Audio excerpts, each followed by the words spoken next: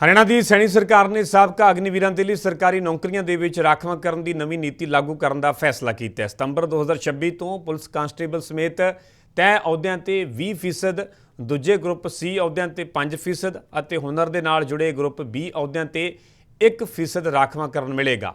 Police, forest guard, warder, mining guard ਅਤੇ wild life guard ਵਰਗੇ ਅਹੁਦਿਆਂ ਤੇ ਸਾਬਕਾ ਅਗਨੀਵੀਰਾਂ ਨੂੰ PST ਤੋਂ ਵੀ ਛੋਟ ਦਿੱਤੀ ਜਾਵੇਗੀ।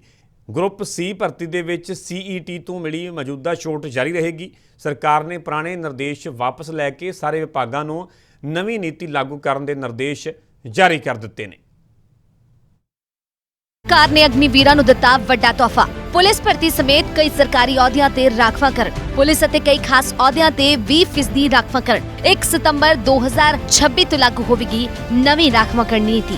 ਹਰਿਆਣਾ ਦੇ ਵਿੱਚ ਸਾਬਕਾ ਅਗਨੀਵੀਰਾਂ ਦੇ ਲਈ ਸਰਕਾਰੀ ਨੌਕਰੀ ਦਾ ਰਾਹ ਹੁਣ ਹੋਰ ਆਸਾਨ ਹੋਣ ਜਾ ਰਿਹਾ ਹੈ। ਮੁੱਖ ਮੰਤਰੀ ਨਾਇਬ ਸਿੰਘ ਸੈਣੀ ਦੀ ਸਰਕਾਰ ਨੇ ਸਾਬਕਾ ਅਗਨੀਵੀਰਾਂ ਦੇ ਲਈ ਨਵੀਂ ਰਾਖਵਾਂਕਰਨ ਨੀਤੀ ਜਾਰੀ ਕੀਤੀ ਹੈ। ਨਵੀਂ ਨੀਤੀ ਦੇ ਤਹਿਤ ਪੁਲਿਸ ਭਰਤੀ ਸਮੇਤ ਤੈਅ ਸਰਕਾਰੀ ਅਹੁਦਿਆਂ ਤੇ ਸਾਬਕਾ ਅਗਨੀਵੀਰਾਂ ਨੂੰ 20% ਰਾਖਵਾਂਕਰਨ ਦਿੱਤਾ ਜਾਵੇਗਾ।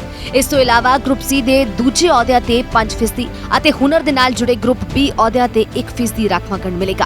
नवी व्यवस्था 1 सितंबर 2026 तो लागू होगी। हरियाणा की सैनी सरकार ने देश की रक्षा करने वाले अग्निवीरों को बड़ी सौगात दी है। बता दें कि हरियाणा के अग्निवीरों को पुलिस भर्ती के साथ साथ 6 अन्य सरकारी नौकरियों में 20% आरक्षण मिलेगा।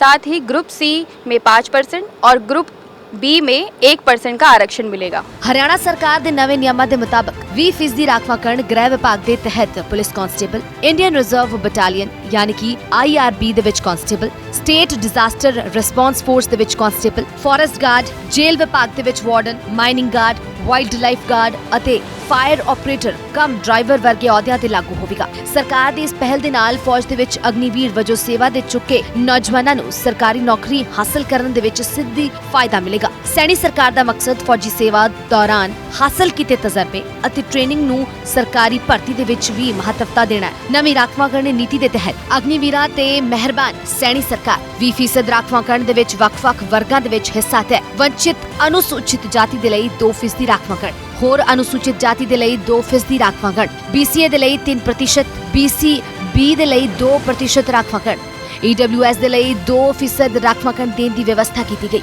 ਅਣਰਾਖਵੇਂ ਵਰਗ ਦੇ ਲਈ 9% ਰਾਖਵਾਂਕਰਨ ਰੱਖਿਆ ਗਿਆ। ਜਿਨ੍ਹਾਂ ਖਾਸ ਅਹੁਦਿਆਂ ਦੇ ਲਈ 20% ਰਾਖਵਾਂਕਰਨ ਤੈਅ ਕੀਤਾ ਗਿਆ ਹੈ, ਉਹਨਾਂ ਤੋਂ ਇਲਾਵਾ ਦੂਜੇ ਗਰੁੱਪ C ਅਹੁਦਿਆਂ ਤੇ ਸਾਬਕਾ ਅਗਨੀਵੀਰਾਂ ਨੂੰ 5% ਹੌਰੀਜ਼ੋਨਟਲ ਰਾਖਵਾਂਕਰਨ ਮਿਲੇਗਾ। ਇਸ 5% ਰਾਖਵਾਂਕਰਨ ਦੇ ਵਿੱਚ ਵੰਚਿਤ, ਅਨੁਸੂਚਿਤ ਜਾਤੀ ਅਤੇ ਹੋਰ ਅਨੁਸੂਚਿਤ ਜਾਤੀ ਦੇ ਲਈ 1% ਦੀ ਵਿਵਸਥਾ ਹੈ। BCA ਅਤੇ BCB ਦੇ ਲਈ ਵੀ ਤੈਅ ਨਿਯਮਾਂ ਅਨੁਸਾਰ ਹਿੱਸਾ ਰਹੇਗਾ। ਬਾਕੀ 3% EWS ਅਤੇ ਅਣਰਾਖਵੇਂ ਵਰਗ ਦੇ ਲਈ ਰੱਖਿਆ ਗਿਆ ਹੈ। ਸਾਬਕਾ ਅਗਨੀਵੀਰਾਂ ਨੂੰ ਹੁਨਰ ਅਤੇ ਵਿਸ਼ੇਸ਼ਤਾ ਦੇ ਨਾਲ ਜੁੜੇ ਗਰੁੱਪ B ਅਹੁਦਿਆਂ ਤੇ ਵੀ ਫਾਇਦਾ ਮਿਲੇਗਾ। ਅਜਿਹੇ ਅਹੁਦਿਆਂ ਤੇ 1% ਹੌਰੀਜ਼ੋਨਟਲ ਰਾਖਵਾਂਕਰਨ ਦੀ ਵਿਵਸਥਾ ਕੀਤੀ ਗਈ ਹੈ। ਇਸ ਦਾ ਮਕਸਦ ਅਗਨੀਵੀਰ ਦੇ ਵਜੋਂ ਕੰਮ ਕਰਦੇ ਸਮੇਂ ਮਿਲੀ ਟ੍ਰੇਨਿੰਗ ਅਤੇ ਸਿੱਖੇ ਦੇ ਲਈ ਹੁਨਰ ਨੂੰ ਸਰਕਾਰੀ ਨੌਕਰੀ ਦੇ ਵਿੱਚ ਮਾਨਤਾ ਦੇਣਾ ਹੈ। ਯਾਨੀ ਫੌਜ ਦੇ ਵਿੱਚ ਮਿਲੀ ਟ੍ਰੇਨਿੰਗ ਸਿਰਫ ਸੇਵਾ ਤੱਕ ਸੀਮਿਤ ਨਹੀਂ ਰਹੇਗੀ, ਸਗੋਂ ਸਰਕਾਰੀ ਨੌਕਰੀ ਦੇ ਵਿੱਚ ਵੀ ਇਸ ਦਾ ਫਾਇਦਾ ਮਿਲ ਸਕੇਗਾ। ਅਗਨੀਵੀਰਾਂ ਤੇ ਮਿਹਰਬਾਨ ਸੈਣੀ ਸਰਕਾਰ ਫਿਜ਼ੀਕਲ ਸਕਰੀਨਿੰਗ ਟੈਸਟ ਯਾਨੀ ਕਿ PST ਦੇ ਵਿੱਚ ਵਿਸ਼ੇਸ਼ ਛੋਟ, ਕਾਮਨ ਐਲੀਜੀਬਿਲਟੀ ਟੈਸਟ ਯਾਨੀ ਕਿ CET ਦੇ ਵਿੱਚ ਛੋਟ ਮਿਲੇਗੀ। ਭਰਤੀ ਦੇ ਵਿੱਚ ਮੈਰਿਟ ਦੇ ਆਧਾਰ ਤੇ ਹੋਵੇਗੀ ਅਗਨੀਵੀਰਾਂ ਦੀ ਚੋਣ। ਭਰਤੀ ਪ੍ਰਕਿਰਿਆ ਦੇ ਵਿੱਚ ਸਾਬਕਾ ਅਗਨੀਵੀਰਾਂ ਨੂੰ ਇੱਕ ਹੋਰ ਵੱਡੀ ਰਾਹਤ ਦਿੱਤੀ ਗਈ ਹੈ।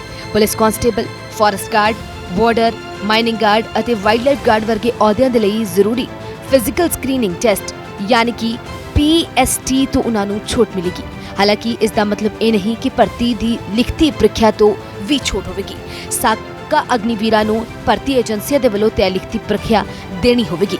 ਗਰੁੱਪ C ਦੀ ਭਰਤੀ ਦੇ ਵਿੱਚ ਸਾਬਕਾ ਅਗਨੀਵੀਰਾਂ ਨੂੰ ਕਾਮਨ ਐਲੀਜੀਬਲ ਟੈਸਟ ਯਾਨੀ ਕਿ CET ਤੋਂ ਛੋਟ ਦੇਣ ਦਾ ਜੋ ਮੌਜੂਦਾ ਨਿਯਮ ਹੈ ਉਹ ਅੱਗੇ ਵੀ ਜਾਰੀ ਰਹੇਗਾ।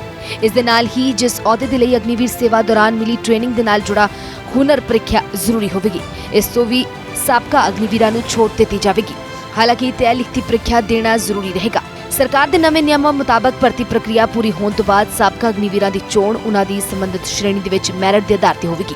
ਜੇਕਰ ਕਿਸੇ ਰਾਖਵੇਂ ਅਹੁਦੇ ਦੇ ਲਈ ਯੋਗ ਸਾਬਕਾ ਅਗਨੀਵੀਰ ਉਪਲਬਧ ਨਹੀਂ ਹੁੰਦਾ ਤਾਂ ਉਸ ਅਹੁਦੇ ਨੂੰ ਲਾਗੂ ਨਿਯਮਾਂ ਦੇ ਮੁਤਾਬਕ ਉਸੇ ਵਰਟੀਕਲ ਰਾਖਵਾਂਕਰਨ ਸ਼੍ਰੇਣੀ ਦੇ ਦੂਜੇ ਯੋਗ ਉਮੀਦਵਾਰ ਦੇ ਨਾਲ ਭਰਿਆ ਜਾ ਸਕੇਗਾ। ਅਗਨੀਵੀਰਾਂ ਤੇ ਮਿਹਰਬਾਨ ਸੈਣੀ ਸਰਕਾਰ 1 ਸਤੰਬਰ 2026 ਤੋਂ ਲਾਗੂ ਹੋਵੇਗੀ ਰਾਖਵਾਂਕਰਨ ਦੀ ਨਵੀਂ ਵਿਵਸਥਾ। ਨਵੀਂ ਵਿਵਸਥਾ ਲਾਗੂ ਹੋਣ ਦੇ ਨਾਲ ਪੁਰਾਣੇ ਹੁਕਮ ਵਾਪਸ ਲਏ ਗਏ। ਸਰਕਾਰ ਨੇ ਸਾਰੇ ਵਿਭਾਗਾਂ ਨੂੰ ਦਿੱਤੇ ਵਿਵਸਥਾ ਲਾਗੂ ਕਰਨ ਦੇ ਨਿਰਦੇਸ਼। ਸਾਬਕਾ ਅਗਨੀਵੀਰਾਂ ਦੇ ਲਈ ਨਵੀਂ ਵਿਵਸਥਾ ਨੂੰ ਲੈ ਕੇ ਵਿਸਤ੍ਰਿਤ ਨਿਰਦੇਸ਼ ਜਾਰੀ ਕੀਤੇ ਗਏ ਹਨ। ਸਰਕਾਰ ਨੇ ਸਪਸ਼ਟ ਕੀਤਾ ਹੈ ਕਿ ਇਹ ਨਵੀਂ ਨੀਤੀ 1 ਸਤੰਬਰ 2026 ਤੋਂ ਲਾਗੂ ਹੋਵੇਗੀ। ਇਸ ਦੇ ਨਾਲ ਹੀ ਸਾਬਕਾ ਅਗਨੀਵੀਰਾਂ ਦੇ ਰਾਖਵਾਂਕਰਨ ਨੂੰ ਲੈ ਕੇ ਸਮੇਂ-ਸਮੇਂ ਤੇ ਜਾਰੀ ਕੀਤੇ ਪੁਰਾਣੇ ਬਦਲਾਵਾਂ ਨੂੰ ਵੀ ਨਿਰਦੇਸ਼ ਦੇ ਵਿੱਚ ਸ਼ਾਮਲ ਕੀਤਾ ਗਿਆ। ਨਵੀਂ ਵਿਵਸਥਾ ਲਾਗੂ ਹੋਣ ਦੇ ਨਾਲ 20 ਅਗਸਤ 2025 ਅਤੇ 20 ਜੁਲਾਈ 2026 ਨੂੰ ਜਾਰੀ ਕੀਤੇ ਪੁਰਾਣੇ ਨਿਰਦੇਸ਼ ਵਾਪਸ ਲੈ ਲਏ ਗਏ ਹਨ। ਹੁਣ ਸਰਕਾਰੀ ਭਰਤੀਆਂ ਦੇ ਵਿੱਚ ਸਾਬਕਾ ਅਗਨੀਵੀਰਾਂ ਦੇ ਨਾਲ ਜੁੜੇ ਰਾਖਵਾਂਕਰਨ ਅਤੇ ਹੋਰ ਸਹੂਲਤਾਂ ਨਵੇਂ ਨਿਯਮਾਂ ਦੇ ਮੁਤਾਬਕ ਲਾਗੂ ਹੋਣਗੀਆਂ। ਸੈਣੀ ਸਰਕਾਰ ਨੇ ਸਾਰੇ ਸੰਬੰਧਿਤ ਵਿਭਾਗਾਂ, ਬੋਰਡ, ਨਿਯਮ ਅਤੇ ਯੂਨੀਵਰਸਿਟੀਆਂ ਦੇ ਹੋਰ ਸਮਰੱਥ ਸੰਸਥਾਵਾਂ ਨੂੰ ਇਹਨਾਂ ਨਿਰਦੇਸ਼ਾਂ ਦੀ ਪੂਰੀ ਤਰ੍ਹਾਂ ਪਾਲਣਾ ਦੇ ਨਿਰਦੇਸ਼ ਦਿੱਤੇ ਹਨ। ਨਾਲ ਹੀ ਵਿਭਾਗਾਂ ਦੇ ਸੇਵਾ ਨਿਯਮਾਂ ਦੇ ਵਿੱਚ ਜ਼ਰੂਰੀ ਬਦਲਾਅ ਵੀ ਤੁਰੰਤ ਕਰਨ ਦੇ ਲਈ ਕਿਹਾ ਗਿਆ ਹੈ। Bureau report, living India news.